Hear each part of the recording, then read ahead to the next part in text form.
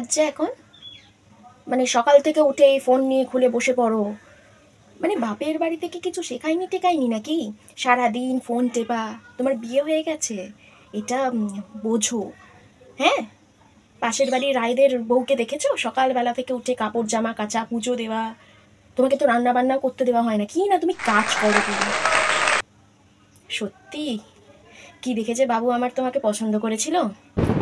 আর বলো না বাবা, আজকালকার দিনের মেয়েরা, উফ, আমাদের সময় তুমি বলো চৌধুরী গিন্নি, আমাদের সময় হওয়া মানে যেন কি বলবো, একটা মেয়েদের একটা আলাদা রকম একটা ব্যাপার স্যাপার ছিল। মানে এখনকার দিনে মেয়ের বাড়ির লোকেরা, মানে মেয়ের মা যেন মনে হয় বাবা কত রাজকন্যা রাজকন্যা পাঠাচ্ছে, কি না শিক্ষিত। আমার বাবু কি কম শিক্ষিত?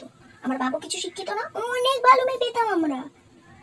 কি ওই বাবুর কথা শুনে আমার ওই মেয়েকে বিয়ে, মেয়ের মায়ের কত কথা, আমার মেয়ে এই করে, আমার মেয়ে সেই করে, কেন আমার বাবু কিছু করে না?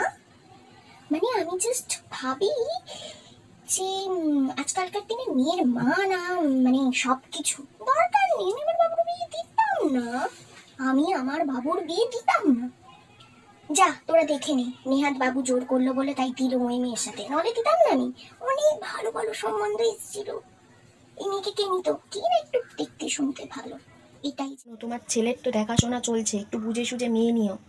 আজকালকার দিনের মেয়েরা একবার বিয়ে হয়ে ঢুকলে সমস্তটা বাগিয়ে নেবে। বাবুকে কিন্তু সাবধানে রেখো, আমি ভুক্তভোগী। আমার বৌমা তো কি ওয়ার্কিং লেডি, তুমি বলো। আমরা সংসার করেছি, মানুষ করেছি, আমাদের কিছু দরকার পড়তো না কাছে, কি না ফিনান্সিয়াল ইন্ডিপেন্ডেন্ট হবে। কেন বাবু কি চাকরি করছে না? বাবু তো চাকরিটা করছে, করছে কিসের জন্য? ভালো রাখার জন্য সংসারকে। না, তাকে ফিনান্সিয়াল ইন্ডিপেন্ডেন্ট হতে দিতে হবে। আরে বাবা, ঘর সামলা। এখন বয়স হচ্ছে শাশুড়ি শ্বশুরের, তাদেরকে একটু সেবা যত্ন কর না। আর শনি রবিবার হলেই বাবুকে নিয়ে ঘুরতে চলে যাবে। ই আবার কি, আমরা কত ঘুরতে যেতাম গো। রিয়া তো এমএ টেমে পাস করে গেছে, আর পড়িয়ে লাভ নেই, কি বলো? তা মেয়ে তো অনেক বড় হয়েছে, এবার বিয়ে টিয়ে দাও।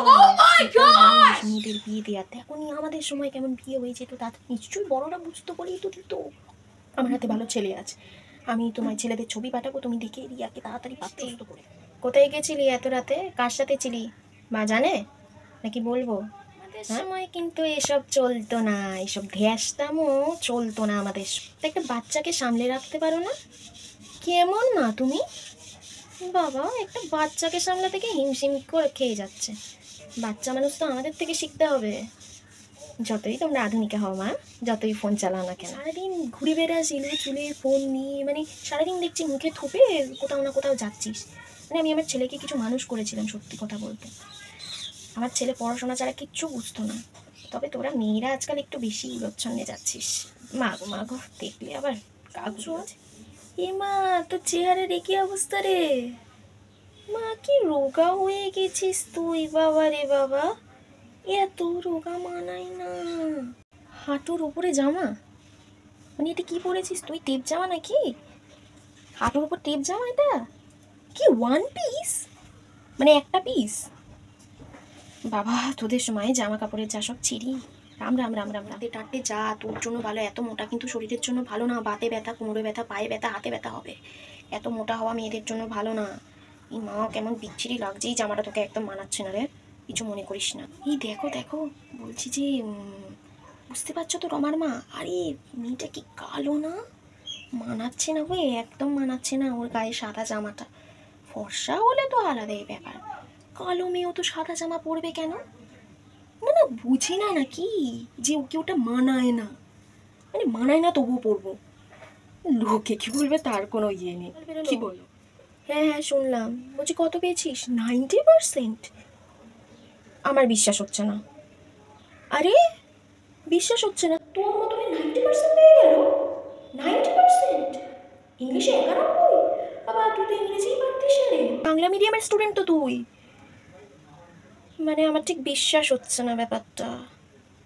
ক্যারেক্টারটা প্লে করার সময় অনেক কিছু রিয়েলাইজ করলাম। আমরা প্রত্যেকদিন এই ধরনের প্রশ্নের সম্মুখীন হয় প্রত্যেকে, কম বেশি প্রত্যেকে। তো আমার কোথাও গিয়ে মনে হয় তাদের টক্সিসিটিটা আমাদের ওপর ঢেলে দিতে চায়। তো দয়া করে তাদের কাছে আমার একটাই রিকোয়েস্ট, দয়া করে কাউকে এই ধরনের কথাবার্তা বলবে না যাতে তারা হার্ট হয়। এবার অনেকে বলবে যে কেন এত মাথায় নেওয়া হয় বা কেন এত গায়ে মাখা হয়। কোথাও গিয়ে না মানুষের একটা সহন ক্ষমতা থাকে, সেই সহন ক্ষমতাটা মানুষের অসীম ক্ষমতার নয়, বা আমরা কেউ হারমিট নই। সকলে সেমভাবে নিতে পারে না, সকলে কেউ সেমভাবে নিতে পারে না। তো আমার মনে হয় যে একটা মানুষের একটা মানুষ হার্ট হয় আপনার কথা শুনে, তো এটা অ্যাটলিস্ট বোঝা উচিত। আপনারা এত বড় মানুষজন, আমাদের থেকে অনেক বয়সে বড়, বয়োজ্যেষ্ঠ, দয়া করে একটুখানি সমঝে বুঝে কথা বলবেন, তাতে নিজেদের সম্মানটা থাকে। আপনারা বড় বলে যে আপনারাই সবসময় সম্মান পাবেন, এটা ভাবাটা ভুল। আমরাও কিছু সম্মান পেতে পারি। আর ইউটিউব এমন একটা প্ল্যাটফর্ম যেখানে অনেক মানুষ একসাথে আমরা পাই বলে, বা ফেসবুক, বা যার জন্য আমরা অ্যাওয়ারনেস ছড়াই, এটা কোনো খারাপ কাজ নয়। আর এটাও বলে রাখা ভালো, অনেকে ইউটিউব করি বলে অনেকে অনেক কথা বলে, তো it's okay, it's my choice, and আমি তো ইউটিউব করবই, আর এটা আমার ভালোবাসার জায়গা। তো থ্যাংকস ফর ওয়াচিং। আশা করছি ভিডিওটা ভালো লাগবে। আমি আবার বেশ কিছু ইন্টারেস্টিং ভিডিও নিয়ে খুব শিগগির ফিরছি।